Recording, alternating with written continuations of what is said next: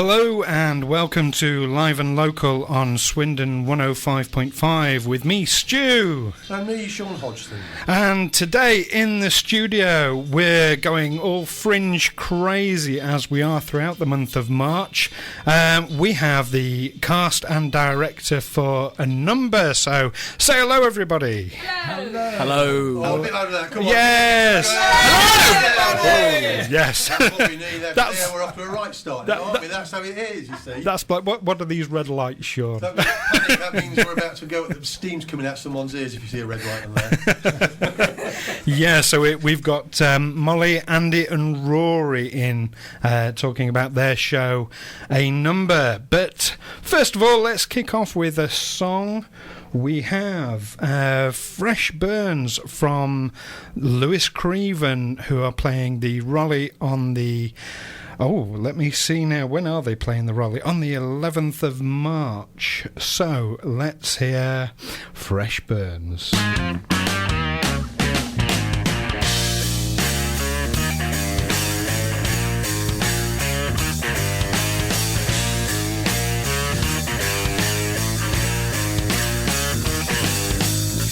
Strong weather up ahead. Didn't you hear what the weatherman said? Before clouds paint for you on the horizon. Storm clouds up above. I'm with the feelings and off with the gloves. Before clouds paint for you. Boy, he wasn't wrong. 'Cause you got fresh burns. You got fresh burns.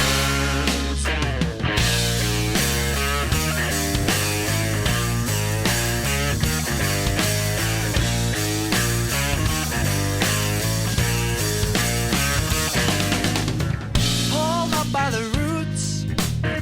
Do up the laces on your traveling boots.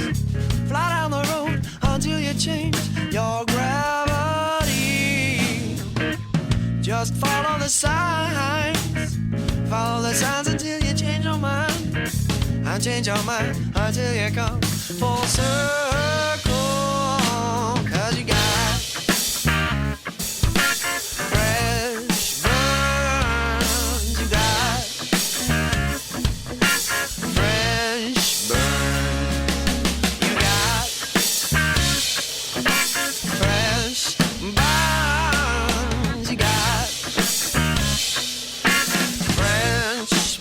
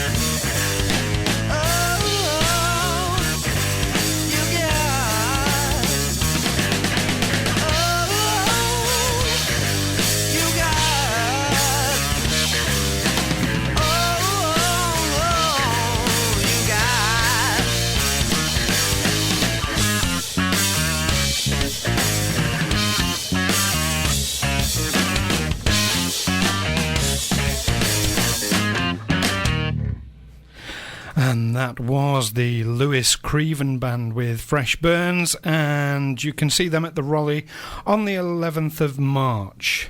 Now, regular listeners will know it's time for a bit of this.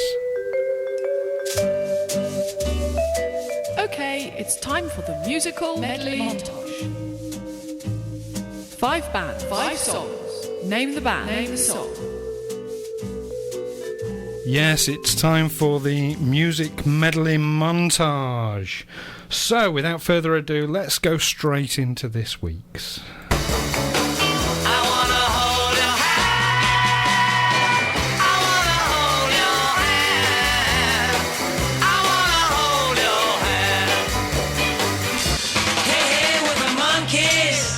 People say we monkey around, but we're too busy singing to put anybody down.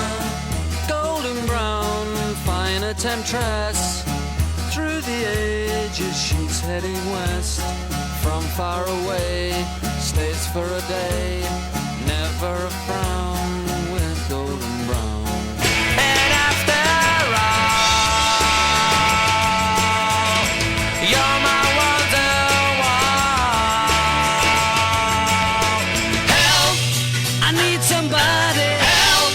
just anybody. Help! You know I need someone. Help! So another tough one again this week, Sean. You like playing on my lack of musical knowledge, don't you? I think you might struggle this week, Stu. I always struggle. Yeah. We know this. We know. I've got some great clues later on. I'm not going to give you the clues now because I think you need to sweat a little bit. Okay. Maybe we can change my guess though. So if it's like marks out of 10, 1 for the artist and 1 for the song, I could see you're struggling there as we're going through it, but how many marks do you think you'd be giving yourselves? I mean, there was nothing obvious there, I suppose, really, was it? But how many marks do you think you're going to be giving yourselves out of 10? I'd probably say 1 for me. 1, oh, okay. 7. 7? Wow. No. How do you get that? Has he been looking over my shoulder at the answers? Well, I don't know about that, but I could do 3, maybe? Maybe 3. I don't know. Bit iffy on the thing. I think the first one was an iffy one because that was a live recording. You probably didn't quite pick up what they were singing there, and that was a struggle, wasn't it? Well, it was, a bit fuzzy. It was a bit fuzzy. I say there will be some clues later on. In fact, there'll be 2 lots of clues because it's so difficult this week. I got you 2 separate lots of clues. Oh, bless you, Sean. Thank you. You're definitely going to need that, aren't you? Yes. Well, I always need that, as we know. Do we get to hear them again? If you stay long enough, yeah. As long as you don't shout out the answers, because you are sat in injector seats, you see. You shout out the answers. Just be a bit of warning there. Especially the bloke over there rings, he knows 7. I don't know how he gets that. I really don't. Yeah, that's only 5 songs. He's bluffing, isn't he? And he hasn't got a parachute, so... I actually brought my parachute this week. So the voices you can hear in this studio are Molly, Andy and Rory, who are performing. Well, I'll turn to Molly first of all. Molly is the director. Tell us about your show in the Swindon Fringe then. So we're performing a number which is written by Carol Churchill, and we're doing it at the Shoebox Theatre on the 9th of April at 2 p.m. Okay, and what's the number about? Obviously we don't want spoilers, but, you know. No, well, a number opens with a son and his father discussing new information that his son has just received, and he's just been told that he is a number of him. There are a number of people out there that exactly of him, of cloning of him, and the play goes on from there, and it's all about sort of nature versus nurture, whether you make choices in your life because of a genetic thing or because of the way you're brought up. Right, okay, so turning to the cast then. Andy, you first of all, which character are you playing then, the father or the son? I'm playing the part of the father. Okay. Yeah. And how are you finding the play overall? It's a fabulous script. I mean, it really sort of rattles along. It's quite difficult to learn, and we're sort of still at that rehearsal stage. So, just getting to know it and getting a feel for it is great. Just to explain, the script is all half-written sentences. There's barely any punctuation mark in it, so it's like having a real conversation with anyone at the pub where no one ever really finishes their thought, but you get the gist of the conversation through half-spoken words. Right, okay. I mean, does that make it much more difficult to watch, or does it give it more of an element of realism? Rory, let's... Doesn't make it more difficult to watch. No, you've said that with a lot of confidence there. So fantastic. But what about learning the lines, though? I can imagine that must make it rather more tricky. It really requires the other person, instead of you learning them in isolation because of the way it's written. I find that it's much easier to learn it when both actors are there, because you're picking up on you're finishing each other's sentences and picking up on different cues apart from just the end of the line. Right. So Okay. it's a much more naturalistic way of talking. So kind of anticipation towards the end of what's about to be said. Okay. It must require a lot of faith between the two of you and a lot of trust. Well, luckily these two have worked together before, so there's a lot of faith and trust already there. Fantastic. Hundreds of years, don't we, Rory? I go back hundreds of years. Spiritually. Did I miss it? Is it literally just two characters then? Is that it in the play? Just two of you? No. Oh, right, okay. Go on, that's I play the clone. There's 3 versions of the clone who shows up in the play. Andrew plays the same character throughout the play. Yeah, the father's constant, and then different versions of his son keep appearing, and I'm sure Rory will give enough variances to spot the difference. Probably shave his beard off for one of them. That must be a bit difficult if you've got to come back on as the previous character. You have no idea. We'll talk to Molly about that. But, can I ask Molly, how did you decide to sort of say, right, this is the play I want to produce for this festival? And where does that? I presume you've seen it a few times before, have you? Or? I've never seen it live before. The script was introduced to me when I was at university, and then I was lucky enough to be given the chance to perform the first scene of it at university, and it was so well received, and the rest of the script has stuck with me. I've always thought that once I get out there, this is something I want to put on. This will be the first thing I want to do, and this is the play that I think I want to start my mini little directing career on. And don't say mini directing. This is the beginning of your glittering career, isn't it? We can edit that bit and put that again. So sorry, right. So this is the beginning of my fabulous and just groundbreaking directing career that's about to hit the world. So watch out, Steven Spielberg. So is this actually your first production as a director then? Is that what you're saying? No, I'd say this is my third production as a director. But luckily, Madame Reynards, who I've been working with for the past year, granted me the permission to use one of their slots at the Fringe to put it on. Okay, so what do you see this going? I mean, have you got in mind you're going to be taking this somewhere, or is this just like dipping your toe in the water with this at the moment, or you got a bit of a future with it maybe? Well, after rehearsing with these two and all of us discovering love for this script, we have actually applied for the rights to see if we can take it elsewhere. We're just waiting to hear back from Carol Churchill herself. Oh right, okay. I don't really know too much. Do the playwrights actually get that direct involvement, or is it publishers that control that aspect of things? How does it work? It's mainly publishers, but from the gist of it is they sort of speak to the publishers and their agents, and usually the agents will sort of let them know, by the way, this is happening, and if we're really lucky she might turn up to Swindon and have a watch as well. Oh right, okay. So it's just one performance at Swindon though at the moment, isn't it? Just one night, yes. Yeah. Okay. And you guys, what acting background do the two of you have? I'm always interested to know where you're coming from, really, so to speak. Well, we met at school. Yes. It's a good job we haven't got the video on today, isn't it? This is good for radio. We're slightly different ages, but I went back to school at the age of about 60 to learn more about acting, and Rory was there, and we've done one or two bits and pieces together, and I did a lot of acting a long time ago before children, and then stopped to There's a giggle coming over here somewhere. Why does it answer produce a giggle? Was something very serious? Was it before children existed or before you had children? I couldn't tell if you were acting before children, as in front of children, before you went to school. Or that as well, yes. I did work in theatre and education, funnily enough. Oh, right. Sorry, do go on. He does go on. I'm going to shut up and let Rory speak. Okay, Rory, where's your acting career begin and I hope it doesn't end here, does it? No. After the show. I left a blank for you. We didn't have to fill it in.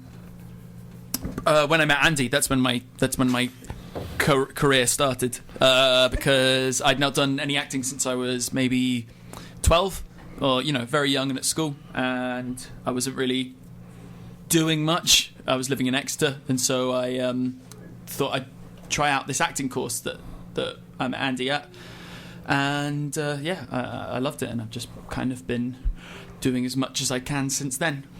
Wonderful, wonderful. Right, well, it's time now to move on to this week's Mystery Voice. It's the Mystery Voice. Bond. James Bond.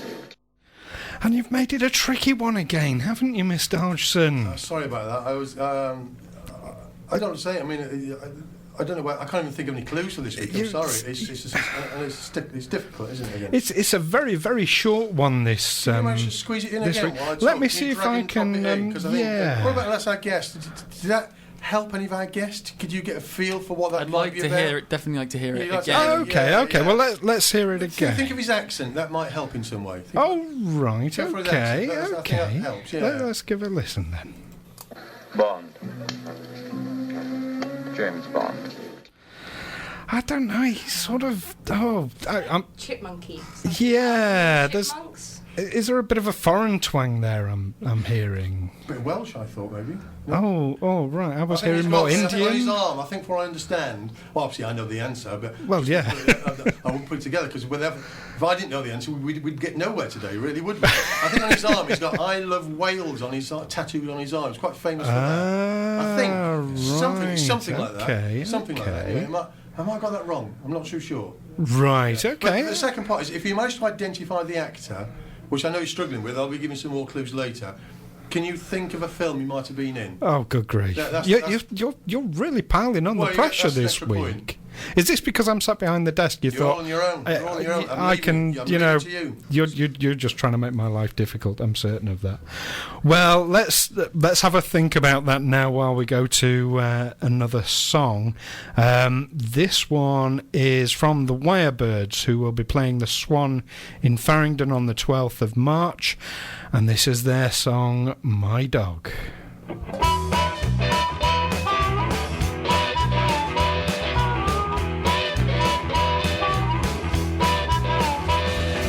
My dog don't chase chickens. My dog, he don't chase cats. My dog don't chase women. He lets me do that. Talking about my dog.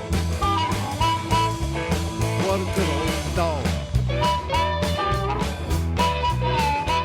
'Cause when you're drunk and stoned, my dog will show you the way home. When the sun comes pouring down, the dog's lying in the shade. He don't do no work at all. He's got it made. Talking about my dog.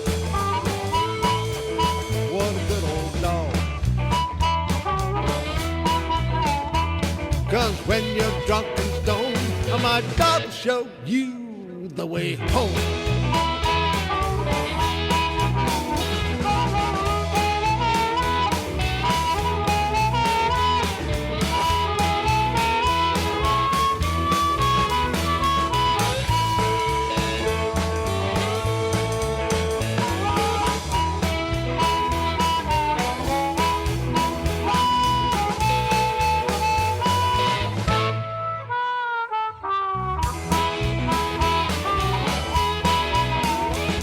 Now my dog, he goes out hunting, gets a rabbit or a rat, and then he brings it home and he puts it on the welcome mat. Talking about my dog. He's a good old dog. 'Cause when you're drunk and stoned, my dog will show you the way home.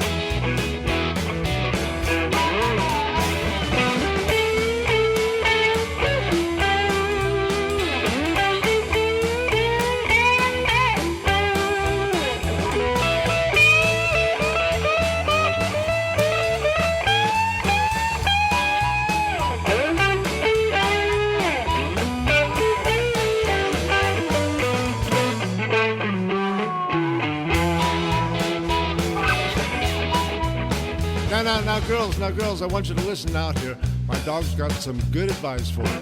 My dog don't give me no lip, no money does he spend. He's always glad to see me. He's my best friend, talking about my dog. What a good old dog. 'Cause when you're drunk and stoned, my dog will show you the way home. All right, now listen, this is how my dog barks. And he howls at the moon. Yeah, that's my dog. What a good old dog. 'Cause when you're drunk and stoned, my dog will show you the way home.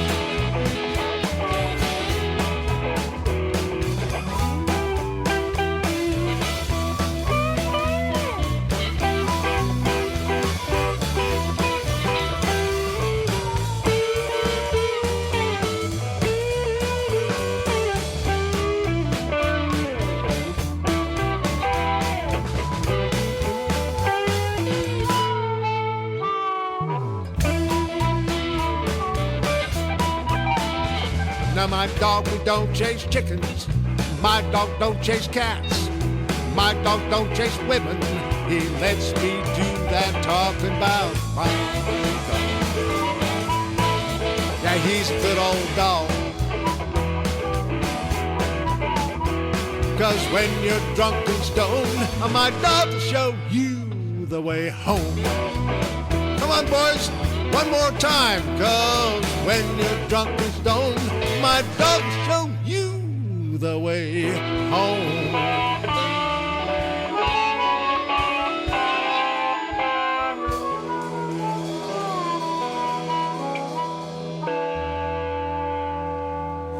So a bit bluesy there from the Wirebirds with My Dog, and you can catch them at the Swan in Farringdon, 12th of March. Now, we were just talking off air a little bit, weren't we, about other projects everyone has going on. So, Rory, you just seriously impressed me, and I'm a bit jealous now. Tell everyone what it is you've got coming up. I'm taking part in a play with the Theatre Royal in Bath, part of their Engage programme. The play's called Dogs of War. It's writing from about 30 of Shakespeare's 37 plays that's been cut and pasted and readapted into a new narrative. It's on at Burdell's Yard in Bath on the week of the 21st of March. It's running, through that week. Oh, so you've got a week of that and then straight into the Fringe thereafter? I've got about a gap of a week in between the two. Loads of time to learn your lines. Why is he sweating? I don't understand. What's all the sweating about? It's a condition. Wonderful. And Andy, you were saying about something you've got going on as well. Well, I'm hoping to see it soon on screen. We just had the trailer out for a film that I was involved in called Oliver Rocket, which is a fun story about someone's imaginary friend, and we all have imaginary friends, don't we? Well, we do when we're 7 years old, but this is the story of someone who's reached his 40s and his imaginary friend's still hanging around with him and prompting on how to live life to the full. And that's Oliver Rocket. Right, so is that a comedy or more of a drama? It has its moments, it has its pathos. I play the part of a therapist trying to help this man get rid of his imaginary friend, and of course we'll fall in love with the imaginary friend and the guys together, and we Yeah, we have some dark moments as well as some weird fun things that go on. So you're the bad guy then. You're trying to kill his friend. Well, yeah, I'm trying to snuff him out. Absolutely, murderer. Well, when are we going to get to see this then? When's it released? Soon. Oh, that's can't just say soon. You got no inside information then? Is it out of your hands? That's out of my hands then, and it's on the trailer's out on Vimeo at the moment, and we're just hoping for that release date, which I hope is coming soon. But it's all finished. It's in the can. Wonderful. Can I just ask Molly, overall, obviously you're apart from just directing this play a number, you actually are part of the actual overall organising team for the Fringe as well, aren't you? So correct. Could you give a bit of a flavour for what else? I mean, we've got a couple of interviews going to be doing during the show today, but overall, I mean, how's it coming together? I mean, we've got 3 weeks now, is it? We're almost there. Yeah, only just 3 weeks. It's coming together really well. There's a really nice buzz in Swindon. We were out at the farmers market on Sunday, and there were people who knew it was happening, people who didn't know but wanted to know more about what was happening. I think we've got a really good mix of some really gripping drama, some absolutely hilarious comedians coming down, and some fantastic new specialised contemporary physical theatre coming as well. And I think it'd be a shame if you missed any part of this festival. But I am going to plug something else that I'm actually in the festival, which is the Lady Killers on Friday the 8th. I'm also performing in that, which is written by Matt Fox, who also is running the entirety of the Fringe Festival. Marvellous. So that's on the 8th, Right, Lady Killers at the Mecca. Is that the afternoon or the evening? That's an evening one. The evening one. And of course, tickets for all the shows of the Fringe, how can people get those? All tickets are being sold at the Wyvern, and big news, there are no booking fees either, as there usually are, so do make sure you take advantage. They're £10 per show. You get to see 2 shows with those tickets, and every ticket you get free entry to the Fringe closing night, which will be an awards ceremony, it'll be food, drink and entertainment as well. If you look at the programme and there's more than 5 shows you fancy seeing, get yourselves a platinum ticket. It just makes sense. It's £50 and you get access to everything. Right, wonderful. Well, speaking of the Fringe, Sean spoke recently with Justin Panks, who is performing at the Vic as part of the Fringe on the 5th of April. He's a stand-up comedian. And as I say, Sean spoke to him about his show, Joy is the Enemy of Progress. So let's have a listen to that now. Well, on the phone to us now, we got Justin Panks, who's coming down from Norfolk to play at the Fringe. You're coming down to do a stand-up comedian, and that's going to be that particular evening, stand-up comedy. So, what we're going to be expecting to get to see from yourself and on that night? But basically, what it is I'm doing an hour show. I am what you might call a purist, as in there's no props, I don't use any sort of visual aids or sound cues. I literally do just talk into a microphone for 60 minutes, and I tell jokes, which you might think you could take for granted, but in stand-up comedy nowadays, you can get more storyteller acts, but I'm a joke comedian, and it's basically what it is. It's an hour. I'm in my 40th year on the planet, and I think I've spotted a few things, and I'm going to point them out. Basically, I'm a bit of a misery guts, and I like having a good moan. So if you like hearing someone moan about stuff, then it's be right up your street. Is there a bit of a Jack D in you? No, Jack D's more... I'm not quite as nihilistic as Jack D. Not nihilistic, is that the right word? But That's a good word. I'm not quite as dour as him and deadpan. This is more... But basically the idea of the show... My show's called Joy is the Enemy of Progress. And I came up with that title because I noticed that people seem to be lately obsessed with happiness and think that we should just wake up, just be delightfully happy all day, and then go to bed. And I posit the notion that that's not what a human being should be. If we were content and happy to live in drafty caves, we'd never have invented windows and memory foam mattresses. So to sort of look at your surroundings and pick fault in them is an evolutionary device that we need to evolve and take the species forward. So every time someone looks at me and says, cheer up, I think, no, you shouldn't be so happy. There's something wrong with you, not me. So there's a definite philosophical approach to your work, then? To the title, there's a philosophical approach to the title, and that is the glue that hangs all the bits together, but I sort of tell silly sex jokes within that framework. So you say you tell jokes as opposed to a storage, which obviously the last decade or more, 20 years, comedians have definitely gone down the route of sort of like, telling stories of their views of everyday life. To have jokes, just to say, to consciously say, no, I tell jokes, you're standing out a little bit there, really, aren't you? Yeah, well, I mean, okay, within the industry, in comedians, from a comedian's point of view, I tell jokes. Now, to the layman, I don't get up and say a fella walked into a bar. No. They are presented as stories, but there are punchlines and jokes. I mean, I don't know how many solo hour shows you've seen, but there's a trend over the last maybe 10 years at somewhere like the Edinburgh Fringe Festival. An hour show will not get a favourable review if it is 60 minutes of funny material. It has to have an arc, it has to have a sad bit, it has to have a bit of self-discovery. I'm not really interested in that. Right, okay. I am playing for laughs all the time. So what is your background? Who are you sort of watching or reading, so to speak, that sort of brought you to where you are then? Well, I'm 40, as I say, so I sort of like was very young, but sort of caught the alternative explosion in the 80s. So I was, the first sort of stand-up I saw that seemed to speak to my generation, that wasn't an older guy in a rough shirt and a bow tie, would have been like your Ben Eltons, your Lexi Sales. I was into the young ones.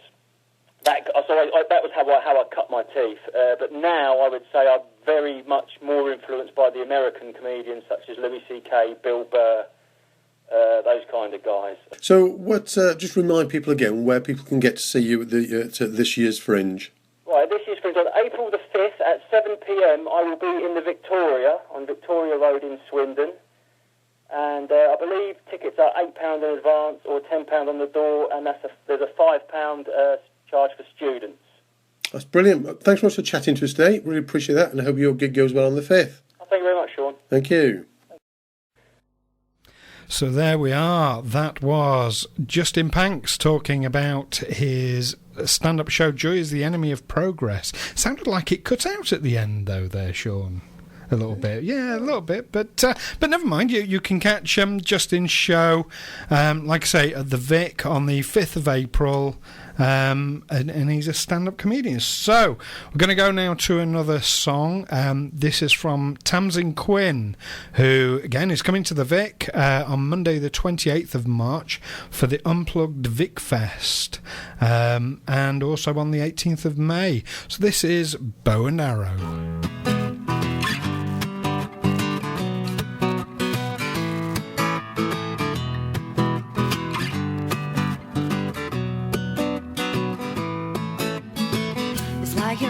From the deepest ocean, just one look and I'm on my knees. It's like you got me with your love potion. No bow and arrow is all I need. And honey, honey, when you walk my way, this funny feeling just comes over me. Oh, oh, all of a sudden don't know what to say. And now my honey's got me trembling. Oh, oh, and I don't know you and you don't know me. We both know what you do to me, my honey. Oh, oh, oh, my honey. I'm burning for you, yeah, I need your fire. You know, baby, you set me alight. And when you touch me, boy, it takes me higher. Do anything, I won't put up a fight. And baby, there's no need to talk so much. All I wanna do is feel your touch, oh, oh. Baby, show me fire in your hands. Let it loose and let our bodies dance, oh, oh. And I don't know you and you don't know me. We both know what you do to me, my honey. Oh, oh, oh, my honey.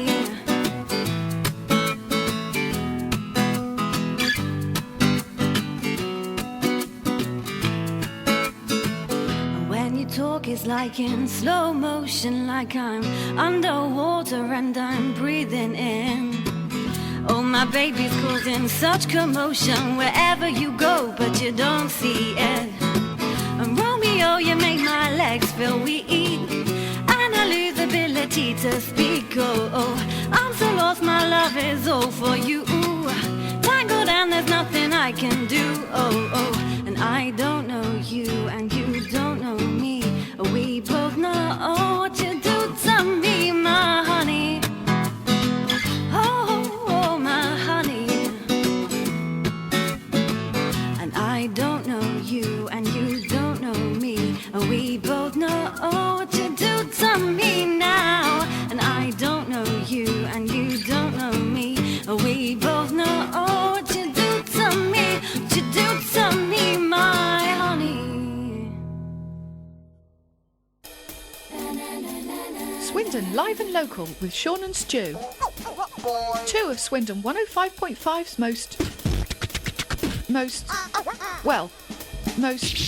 two of Swindon 105.5's presenters. So yes, two of Swindon 105.5's presenters. You're listening to Swindon Live and Local. In the studio, of course, we have Molly, Andy and Rory, who will be performing a number in the Swindon Fringe. But it's time, of course, this week for the 60-second challenge. So do we have a volunteer amongst you? Oh, yes, everyone take one step back. Andy there at the microphone. The one trapped in the corner. So you've been volunteered, have you, Andy? Yeah. This is for the honour of a number, isn't it? A number? Yeah, but you ought to name your place for the honour of it. And, you know, you're promoting it, and with the honour of it, you're saying, and I will stand up on behalf of us. I'm standing up on behalf of... Well, don't stand up, because you'll be away from the microphone. Okay, well, I'll sit down for probably a minus number. No, right. we got confidence? Yeah. You got confidence? All right, okay. Well, it's that easy then. Good. Okay, well, Sean, if you can explain the rules. Okay, the rules, of course, is I'm going to throw you a subject in just a moment or so, and you have to talk for a minute. You don't have to worry about the timing. I've got my stopwatch. But for every time you pause, every time you go off in a different direction, or every time you say the same thing, apart from words that are in the subject matter, then we will minus you 2 points. When you get to a minute, again, you don't have to worry about the stopwatch. I've got the stopwatch. When you get to the minute, just keep talking. And for every full 5 seconds beyond that minute, we will give you 5 points. We're generous, aren't we? Yeah. We will give you 5 points. So it is possible to get into plus figures. And can I take them home? Well, we might borrow them for next week, because next week they might not be as good as you see, and they might want to borrow some of yours. You can bank them for the next time you come in. Yeah. Hey, yeah. You're confident. You can use them. Yeah. In fact, they might even gain interest. I don't know about that. I'm not sure about that. Well, but I think are we going to put our guest in? I think yes. I mean, I can see you're looking a little bit nervous there, Andy. So what we have is a nice piece of relaxing music just to get you in the mood.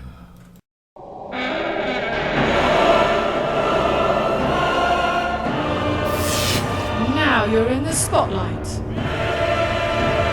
Are you beginning to sweat? Are you beginning to panic? All your friends will be listening.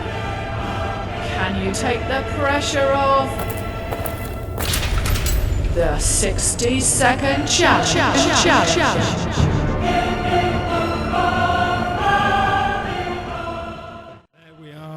Is that it? Does that help get you in the right frame of mind? I thought that was it. When you were talking inside your head, you're thinking that was it. You spoke for a minute inside your head, you mean? Oh no, it doesn't work that way. We haven't given you the subject yet. We haven't given you the subject. But are you ready? As ready as you can be. Okay, Andy. For the honour of your play and number, which everybody will be listening to and eager to find out how you get on with, you have to talk for 1 minute on the subject of how I prepared as an actor for the role of a father, starting now. I started from scratch when I was about 30 years old, and I met a young lady, and we got married, and we had the first son. For 28 years we reared Patrick, who's a wonderful child, And just to make sure that we were getting it right, we decided to have another one. We called him Peter. Together, the boys grew up, went to school together at Somervale School in Midsummer Norton. Stop. We had school. Oh, you did so well. 28 seconds. That is good. That's impressive. That is impressive. But you're not quite halfway. Oh. Not quite halfway. So, continuing your subject is, how was I prepared? I forgot what the subject matter is. You know what the subject matter is. How was I prepared as an actor for the role of a father? Continuing now. Being a method actor, I did start doing. I don't know. Is that another bit we want editing as well? Yeah. Take that out. That was okay. 4 seconds. Continuing on your subject. Starting now. Well, I get up in the morning and I do my physical calisthenics. I go through ankles, toes, knees, hips, torso, elbows, shoulders. That's all right, there's deviation going on here. I gave you a little bit. I was hoping that you can't just lift. You're going to list every part of the body there, weren't you, really? Yeah, I know. I could see what was happening there. You even gave me a look as if I could see that imaginary bubble above your head saying, am I getting away with it? Am I getting away with it? And you were going so far. You were getting so far with it. Okay, 48 seconds. Continuing now. Physical preparation is one of the major things before you start a role as an actor. Oh, we've had actor before? Actor is in the subject matter. Which I know, and it was a test on me. I was testing whether you spotted that. That's excellent. Minus 2 points for me. I'll edit that bit as well, actually. Continue your subject now. So when the body's nicely warmed up, I go on to the voice. I do some various exercises with diction and then projection. I take deep breaths and I fill the room with great sounds, hums and buzzes and other... you are on the borderline with your ums and ahs. Well, so it's 1 minute 10 seconds, so you get plus 10 points. So I think you've clawed back quite a bit there, really. He's done well, hasn't he? I think you should feel very, very proud of yourself there. Although you lost 8 points, you gained 10. So you're on plus 2 points. Well done. Not everybody gets into plus figures. They don't. Yeah, it's as high scoring as QI, this programme. I can bank that. That's brilliant. Thank plus you. figures is definitely a good achievement. Now let's go on to hear this week's music medley montage. I knew you were struggling. I think you need some clues, don't we? Some clues would be... clues afterwards? I'll play the music. Let's hear it first. I'll give some and clues, then, then we can hear some clues. So here it is, this week's music medley montage again.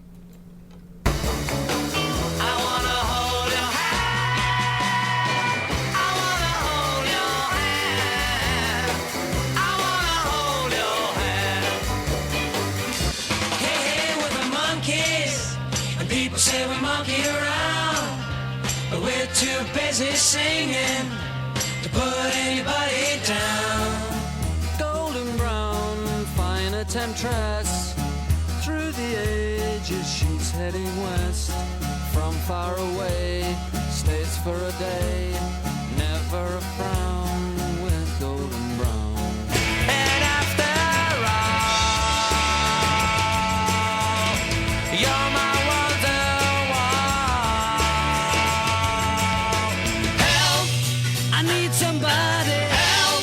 just anybody. Help! You know I need someone. Help! So there we are, this week's music medley montage. So clues then, please, Sean. Are you any further at the moment, Stu? Do you know what? When I was quite young, I was really into a particular... I don't want to say the name of the band because I suspect it's one of them, but they were a very popular heavy metal band. Lead singer close. Bruce Dickinson. Close. Yeah. By about 3 or 4 miles, maybe. A implement of torture back in the medieval times. I don't want to say the name of it because we don't give it out. Different wavelength to the rest of the world, but never mind. Okay. Okay, well, let's give a clue. All right, here's some. I know I normally give the clues out in the second half, but there's some. Well, see how we go. So the first song, it's all about need, touch, and body parts. That's a clue for the song. Ooh. And a clue for the artist. They're a band from Liverpool, and quite big in the 60s. Is that? I don't know if that's pushing it. No, maybe. Okay, all right. Then. Second one. There's an American version of this previous band we just mentioned. They made a TV show, and it's the theme music to that TV show. Think Primates. Ew. Is that any we getting anywhere? That's not rounding it down for me. It's making it harder. Is it making it? Oh, sorry about it. These aren't the cryptic clues. The cryptic clues come later. All right. Third one. Think of. You've got to fill in the blank. Bronze, silver, blank. So fill in the blank there. Bronze, silver, blank, and then dark, sludgy colour. That's a clue for the song. And a clue for the artist. Think of killing by squeezing the throat. Killing by squeezing the throat. If that I can see blank faces in the room still. Blank faces in the room. Yeah, okay. Got one over here as well. Okay, the fourth one. Think of a special divide, often made out of bricks or stone. That's a clue for the song. And a clue for the band. Think of a swimming pool in Swindon. Quite a big swimming pool in Swindon. That's a clue for the artist. That's a bit watery. No, bit. No. Is there one in Gorse Hill? It might be. Is that in Swindon? Yeah, Gorse Hill's in Swindon. Okay, Yes. Okay, it could be the Gorse Hills. I'm not. That's not the name of the band. Gorse Hillbillies. The Gorse Hillbillies. It might be. Oh. Yeah, that might be next week. Okay. Right. Fifth one. I know there's totally useless. I mean, I don't know. There was nothing. I know there's not much in the clue of the song there, but it's the clue's a plea for assistance. A plea for assistance, and it really is a plea. It's quite demanding, quite insistent. And a clue. And now I know what you were thinking earlier. You were thinking of Rolling Stones. I have to put you out of your misery now. It's not the Rolling Stones. But what I can say is, if they'd stayed together, this band would have been bigger than Wings. Oh crikey! Or was it Shwaddy Waddy? One of those. Bigger than Shwaddy Waddy. Seriously, you're saying that to me? I'm not too sure. Yeah, well, I did say and I left a blank, and I filled it in just there on the hoof, and I perhaps shouldn't have. No. I'm perhaps sitting for the wrong direction, aren't I? Sorry about that. Okay, well, there's my clues. And I guess any more? What Molly? You were saying two, weren't you? Two. I think that they're all done by the same band, aren't they? No. Oh. No, they're not. I don't know what to believe anymore. You don't? No, he's not. He's given up. Rory's given up. Andy, what do you reckon? It's country and western, definitely. That's influenced one of the bands somewhere in the previous lives. Yeah. Right. Maybe I go with the Gorse Hillbillies. It's a bit of a clue, He's definitely on the wrong track. Yeah, I love it. Yeah. I love people on the wrong track. Oh. Well, okay. It's up to you. If you want to stay for the second half, then I'll give you the cryptic clues if they help. Well, let's have a good think about that while we listen to the next track now. This is Phil Cooper, who's in session with us next week, I believe, and his new song, "Stepping Off the Edge."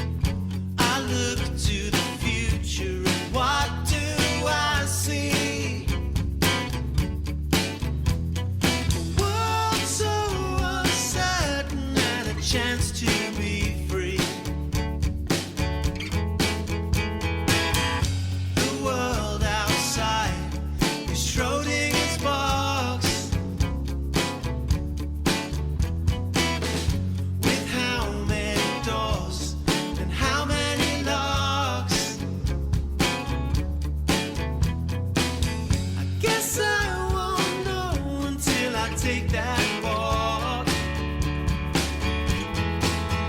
Now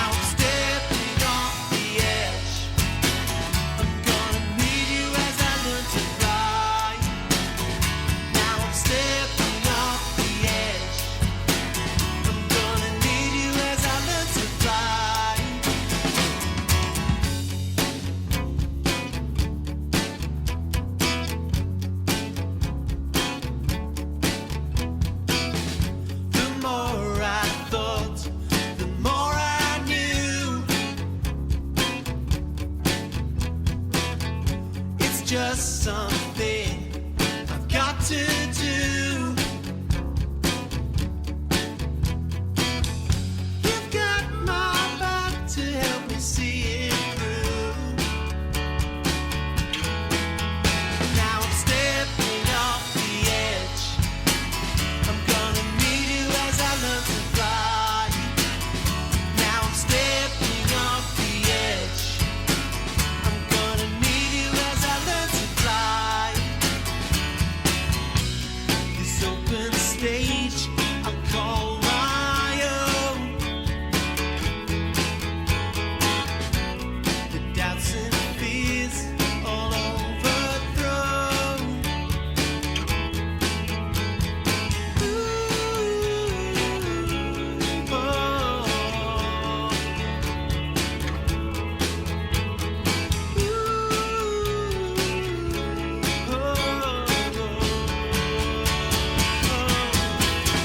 Now I'm stepping off the edge. I'm gonna need you as I learn to fly.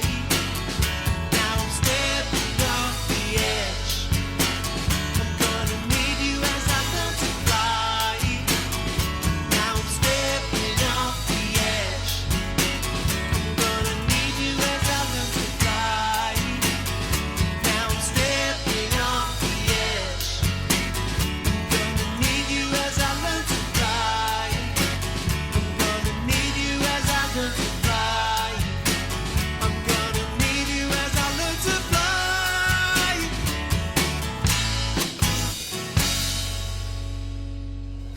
So there we are. That was Stepping Off the Edge with Phil Cooper, who we're looking forward to seeing next week. Just time now to say a big thank you to our guests, Molly, Andy and Rory.